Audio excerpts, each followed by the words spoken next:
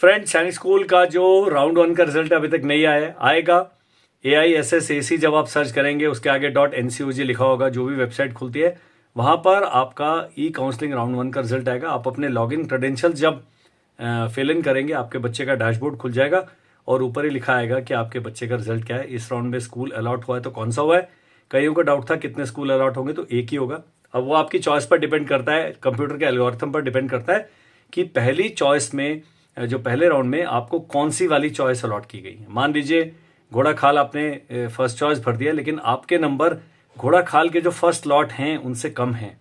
अगर home state वाले home state वालों से कम है, होम स्टेट में अलग 5 कैटेगरीज है, हर एक का लड़ाई अपनी अपनी कैटेगरी के अंदर है।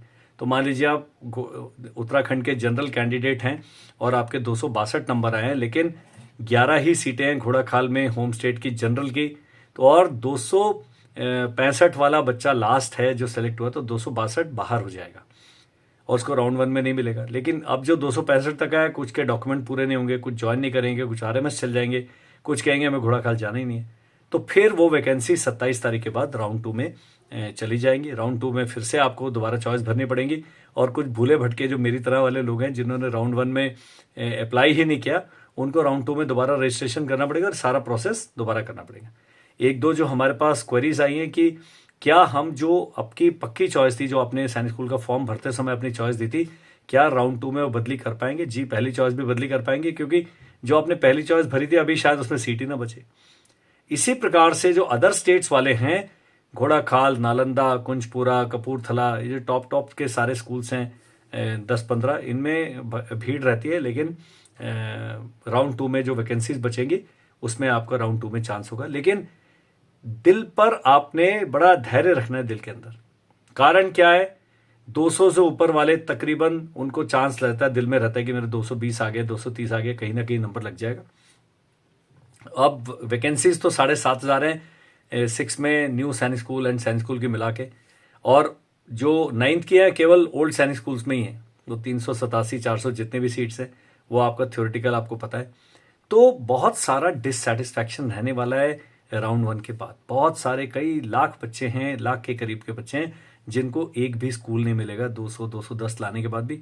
SC एंड ST वाला, क्योंकि उनका थोड़ा सिलेक्शन प्रोसेस में कट ऑफ लो जाता है, वो बंदा 145, 150, 170 नंबर लाके भी क्लास 6 में और इतने ही नंबर लाके क्लास 9 में एडमिशन पा सकता है। उसमें भी परमुटेशन कॉम्बिनेशन क्या है कि आपकी स्टेट में, आपकी कैटेगरी में आपसे ऊपर कम बच्चे होने चाहिए। तो थ्योरेटिकल प्रोसेस ये है कि टोटल मिला के 8-8,500 सीट्स है और टोटल अभ्यर्थी मिला के 2 लाख के करीब है।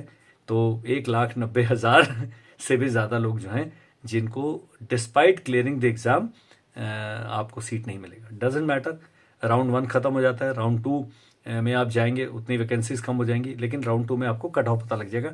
तब आप बता सकते हैं कि मेरी कैटेगरी में पिछला कट ऑफ ही 245 गया और मेरे 194 नंबर हैं, तो आप उसको छोड़कर अपना नॉर्मल स्कूल ज्वाइन करिए, या न्यू सैनिक स्कूल में किसी का नंबर आ गया, क्योंकि न्यू सैनिक स्कूल में जाने वाले लोग शुरू में कम है, अभी उनका जो है वो सेट नहीं हुआ है। तो न्यू सैनिक स्कूल की कहानी अलग है। हर एक का सिलेक्शन प्रोसेस सेम है। ऐसे 7 राउंड चलने वाले, क्योंकि लास्ट टाइम 4 राउंड के बाद भी वैकेंसीज बची हुई थी, तो ये भी थोड़ा आपको सांत्वना देने के लिए काफ़ी है कि वैकेंसीज बची रहेंगी। 7वें राउंड के बाद भी कुछ वैकेंसी फिल नहीं होती हैं।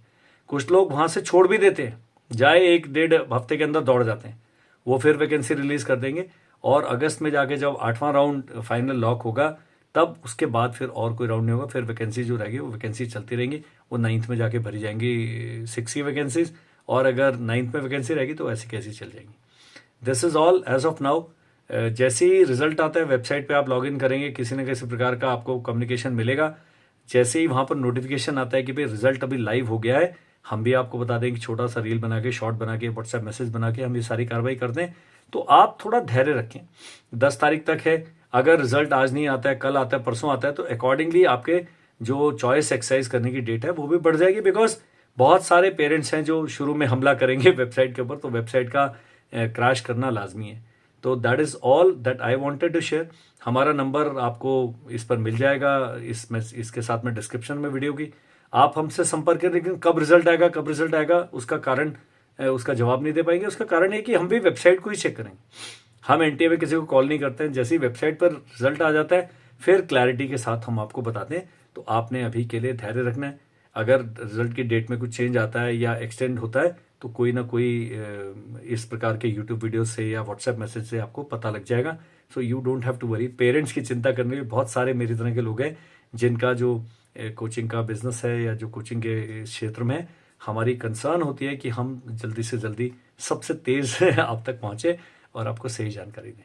That is all in this video. Thank you, bye bye and Jai Hind.